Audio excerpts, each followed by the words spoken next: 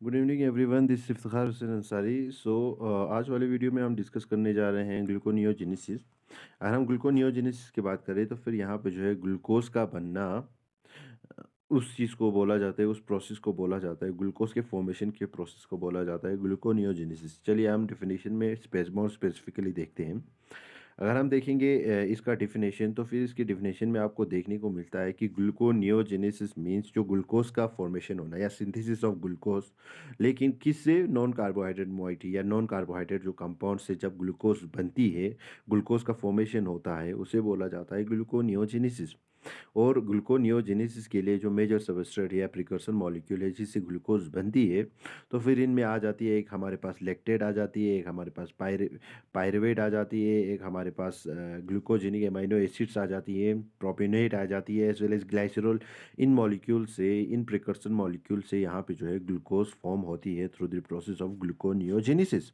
So further अगर हम side की बात करें, ग्लूकोनियोजेनेसिस आपको देखने को कहाँ मिलता है, तो फिर ये जो मेन है आपको लिवर में देखने को मिलता है और रीनल कोटेक्स में देखने को मिलता है। लेकिन विद रेस्पेक्ट टू लिवर जो है रीनल कोटेक्स में कम होता है ग्लूकोनियोजेनेसिस। फर्दर अगर हम इस पाथवे की बात करें, जब ग्लूकोनियोजेनेसिस जो एक एनाबॉलिक पाथवे है, तो फिर यहाँ पे ग्लूकोज बन रही है, तो फिर ये जो प्रोसेस है पार्टली माइटोकॉन्ड्रिया में आपको देखने को मिलता है, और इसका आधा हिस्सा जो है एंजाइमेटिक एक्टिविटी जो है, ये इसका आधा एंजाइमेटिक रिएक्शंस जो है आपको साइटोप्लाज्म में देखने को मिलता है।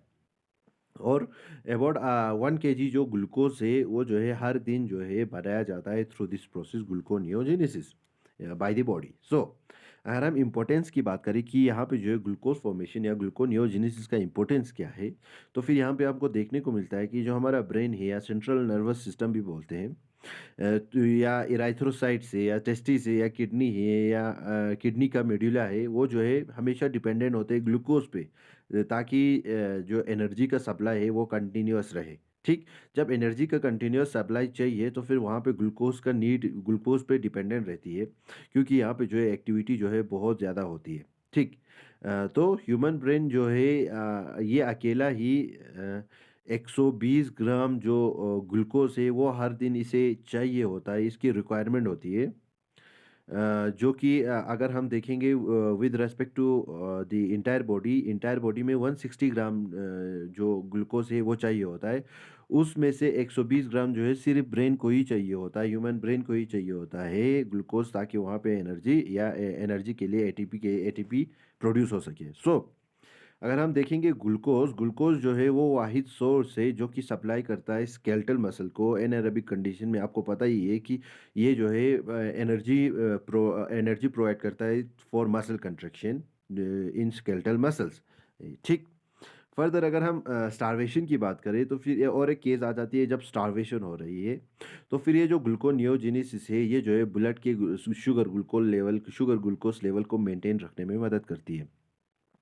फर्दर अगर हम देखेंगे ये जो स्टोर्ड ग्लाइकोजन है जिसकी हम बात कर रहे हैं, कि जो अगर हम बात करेंगे कि जो ग्लूकोज जो है स्टोर्ड फॉर्म में है जिसको ग्लाइकोजन बोलते हैं, ये जो है जल्दी डिप्लीट हो जाते हैं जब कोई इंसान जो है फास्टिंग स्टेट में चली जाती है, तो फिर फर्स्ट 12 to 18 आवर्स में जो है इसके सारे ग्लाइकोजन्स जो है ख़त्म हो जाते हैं। लेकिन जब ज़्यादा प्रोलॉन्ग स्टार्वेशन होती है, यानी कि ज़्यादा देर तक इंसान को खाना नहीं मिलता है, तो फिर ये जो ग्लूकोनियोजेनेसिस है ये जो है तेज़ हो जाती है, ये वाला प्रोसेस जो है स्पीड अप हो जाती है, और जो है प्रोटीन कैटाबॉलिज्म और ये प्रोटीन को कैटाबोलाइज करते हैं। प्रोटीन कैटाबॉलिज्म मीन्स प्रोटीन जब ब्रेक डाउन होती है, तो फिर यहाँ पे जो है प्रिकर्सर मॉलिक्यूल बन जाती है या सबस्ट्रेट बन जाती है, जिससे हमारे पास जो है ग्लूकोज बन सके या ग्लूकोनियोजेनेसिस जो है स्टार्ट हो सके। ठीक, उनको बोला जाता है ग्लूकोजेनिक एमाइनो एमिनो एसिड्स। ठीक, फर्दर अगर हम रिएक्शंस की बात करें ग्लूकोनियोजेनेसिस में, तो फिर ग्लूकोनियोजेनेसिस जो है क्लोजली रिजेंबल करता है ग्लाइकोलिसिस को। यानी कि कैसे? यहाँ पे अगर हम देखेंगे ग्लूकोज का जब ब्रेक डाउन हो रहा होता है, कैटाबॉलिज्म हो रही होती है, तो फिर ग्लूकोज जो है ब्रेक डाउन होकर through the process of glycolysis आपके पास पायरुवेट में कन्वर्ट हो जाती थी। अल्टीमेटली एक 10 स्टेप प्रोसेस हुआ करता था जिसमें जो है ग्लूकोज ब्रेकडाउन हुआ करता था। लेकिन ग्लूकोनियोजेनेसिस इसका जस्ट अपोजिट ही है। यहाँ पे जो है ये जो 10 स्टेप प्रोसेस है ये कंटिन्यू चलेंगे, लेकिन यहाँ पे जो है वो नीचे से ऊपर की तरफ चलेंगे, और आपके पास जो है एट द एंड आपके पास ग्लूकोज बनेगा, और यहाँ पे इसका फर्स्ट मॉलिक्यूल जो है पायरुवेट होगा। ठीक, और ये हमने ग्लाइकोलिसिस में बात की थी, जब ग्लूकोज ब्रेकडाउन हो रहा था, कैटाबोलाइज़ हो रहा था, तो फिर उसमें जो है 3 इर्रिवर्सिबल स्टेप्स थे, जहाँ पे जो है एंजाइमेटिक रिएक्शंस थे जो कि इर्रिवर्सिबल थे। और वो जो है रेगुलेटरी एंजाइम्स भी थे। उनमें हमें पता है हेक्सोकाइनेज था, एक फॉस्फोफ्रुक्टोकाइनेज था, एक हमारे पास पाइरूवेट काइनेज था। ये तीनों स्टेप जो है इर्रिवर्सिबल थे और यहाँ पे रिवर्स नहीं हो सकता था। तो फिर इनको रिवर्स कैसे करते हैं?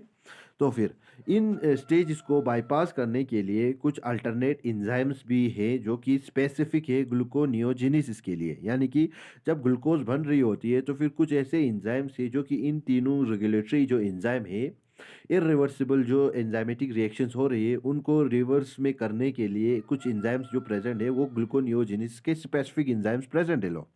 अगर हम इन एंजाइम्स की बात करें तो फिर इनमें आ जाते हैं आपके पास pyruvate carboxylase, phosphoenol pyruvate carboxykinase, फिर इसके बाद फ्रुक्टोज 1,6 बाईफॉस्फेटेज आ जाती है, as well as glucose 6 phosphatase आ जाती है। ये सब एंजाइम्स जो है बाईपास करने में मदद करती है आपके उन इनरिवर्सिबल पाथवेज को, रिएक्शंस को।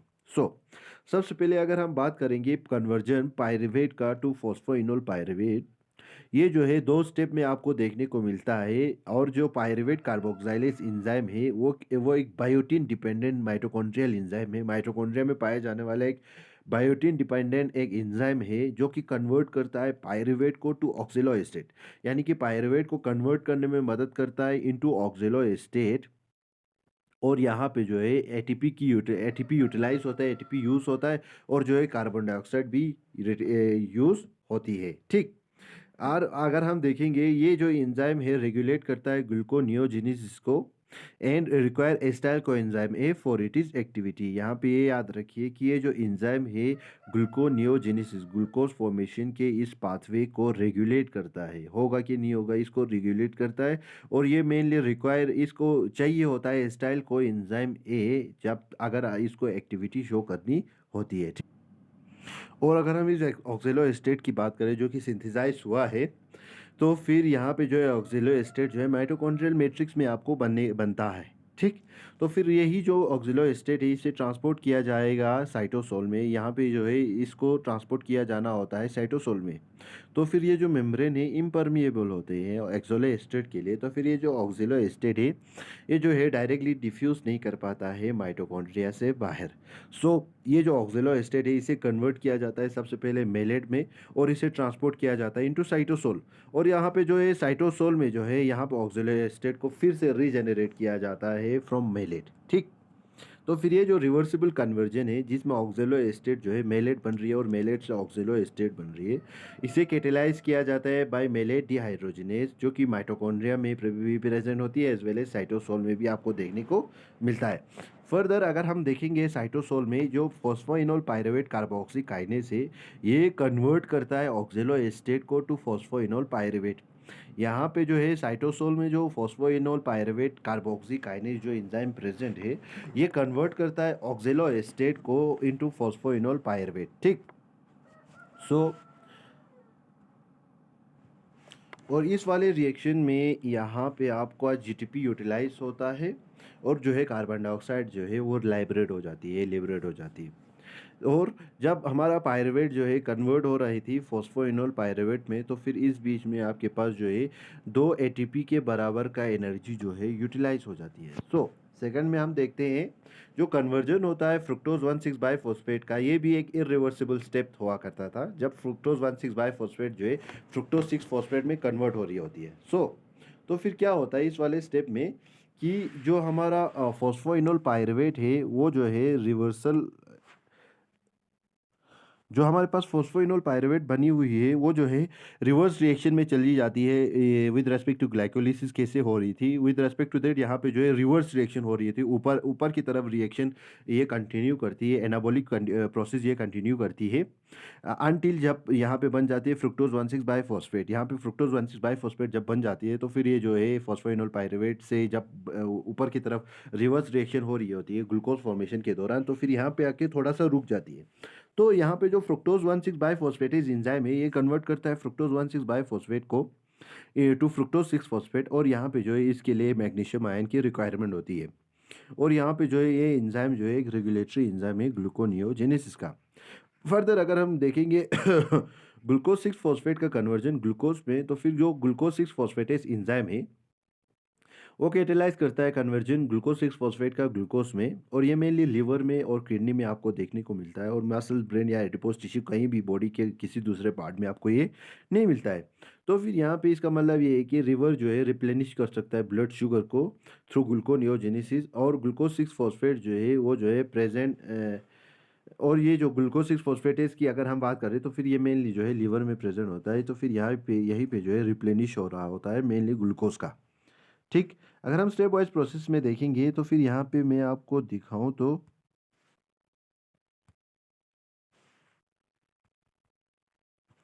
ये जो है यहाँ से नीचे की तरफ अगर हम देखेंगे तो फिर यहाँ पे ग्लाइकोलिसिस हो रहा है, ब्रेकडाउन हो रहा है ग्लूकोज का।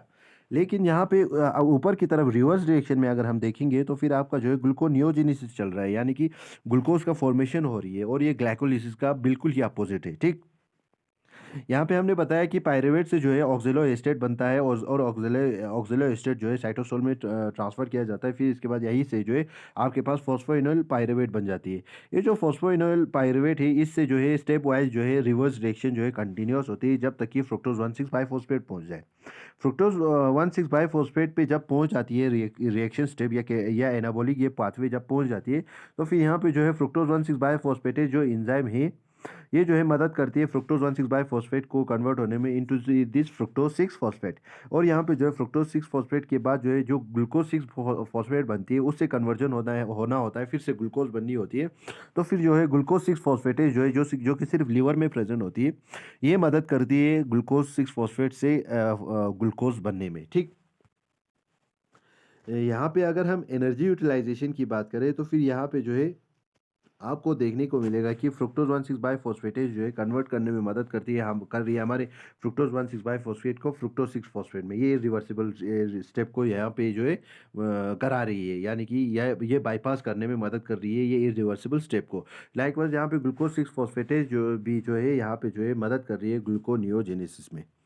वाइल अगर हम देखेंगे फर्दर तो फिर यहाँ पे लास्ट में आपको देखने को मिलेगा कि ये जो पायरुवेट से ऑक्जेलो एस्टेट बन रही है, और यहाँ पे जो है एटीपी का यूटिलाइज हो रही है, यानी कि एटीपी जो है यूज़ हो रही है ताकि यहाँ पे जो है ये पायरुवेट जो है ऑक्जेलो एस्टेट में कन्वर्ट हो जाए, और ये ऑक्जेलो एस्टेट जो है फर्दर जो है फॉस्फोइनोल पायरुवेट में कन्वर्ट हो जाए। ठीक। सो अगर हम रेगुलेशन की बात करें ग्लूकोनियोजेनेसिस की, तो फिर यहाँ पे जो है इस लाइन में आपका ग्लाइकोलिसिस का रेगुलेटरी पाथवे, इस लाइन में आपको ग्लूकोनियोजेनेसिस के आपको रेगुलेशन आपको देखने को मिलेगा। फॉर एग्जांपल अगर हम देखेंगे इस वाले स्टेप में अगर हम ग्लाइकोलिसिस की रेगुलेशन की बात करें तो फिर हमें पता है कि फ्रुक्टोज 2,6 बाइफॉस्फेट और एमपी जो है इसको पॉजिटिवली कंट्रोल करता है, वाइल एटीपी जब प्रेजेंट होता है, साइट्रेट जब प्रेजेंट होती है, ज़्यादा एच पॉजिटिव आयन जब ज़्यादा प्रेजेंट होती है तो फिर ये ग्लाइकोलिसिस को रोक देती है। लाइक वाइज यहाँ पे जो है अगर हम फर्स्ट स्टेप की बात करें तो फिर इसमें जो है फ्रुक्टोज 2,6 बाइफॉस्फेट और एमपी अगर ज़्यादा प्रेजेंट होगी तो फिर ये ग्लूकोनियोजेनेसिस को रोक देगा। अगर साइट्रेट बहुत ज़्यादा होगा तो फिर ये जो है एक्टिविटी को ज़्यादा बढ़ा देगा, इन्हांस कर देगा। ठीक। फर्दर अगर हम ग्लूकोनियोजेनेसिस की बात करें फ्रॉम एमिनो एसिड, जो कार्बन स्केलेटन होता है ग्लूकोजेनिक एमिनो एसिड्स का, except this leucine and lysine, ये जो है मदद करती है पायरुवेट बनने में। और ये जो पायरुवेट है आपको पता है कि एक इंटरमीडिएट है, पायरुवेट से आपको पता ही है कि कैसे कन्वर्ट होती है, कैसे बनती है हमारा ग्लूकोज, अभी अभी हमने डिस्कस किया था। और डिफरेंट सिट्रिक साइकिल की कोई इंटरमीडिएट बन जाती है जिससे हमें हमें अल्टीमेटली पायरुवेट आ जाती है, और वहाँ से जो है आपका जो है फर्दर जो है ग्लूकोनियोजेनेसिस फिर से कंटिन्यू हो जाती है। ठीक। फर्दर अगर हम देखेंगे यहाँ पे स्केलेटल मसल में, तो फिर यहाँ पे जो है फॉर एग्जांपल मसल में आपके जो प्रोटीनेशियस कंपाउंड है उसे ले लिया जाता है, लीवर में ले लिया जाता है, और लीवर में जो है इसे पायरुवेट में कन्वर्ट किया जाता है, और पायरुवेट से आपको ग्लूकोनियोजेनेसिस के द्वारा ग्लूकोज फॉर्मेशन होती है, और इस ग्लूकोज को जो है फर्दर सप्लाई किया जाता है थ्रू दिस स्केलेटल मसल, ताकि वहाँ पे जो है मेटाबॉलिक एक्टिविटी यानी कि मेटाबॉलिज्म चलता रहे। फर्दर अगर हम ग्लूकोनियोजेनेसिस की बात करें ग्लाइसरोल से, तो फिर यहाँ पे जो है जब एडिपोज टिश्यू जो है उसका हाइड्रोलिसिस हो रही होती है, हाइड्रोलिसिस जब होता है फेट का इन एडिपोज टिश्यू, तो फिर यहाँ पे आपके पास ग्लाइसरोल बनती है, जो ग्लाइसरोकाइनेज से जो कि किडनीज और लिवर में प्रेजेंट होती है। तो फिर यहाँ पे जो है एक्टिवेट करता है ग्लाइसरोल को टू ग्लाइसरोल 3 फॉस्फेट में। ठीक। तो फिर ये जो ये ग्लाइसरॉल 3 फॉस्फेट है उसे फर्दर कन्वर्ट किया जाता है डाइहाइड्रोक्सी एस्टोन फॉस्फेट में बाय ग्लाइसरॉल 3 फॉस्फेट डिहाइड्रोजिनेज के द्वारा। तो ये जो डाइहाइड्रोक्सी एस्टोन फॉस्फेट जो है आपको पता है कि ये जो एक इंटरमीडिएट है ग्लाइकोलिसिस का।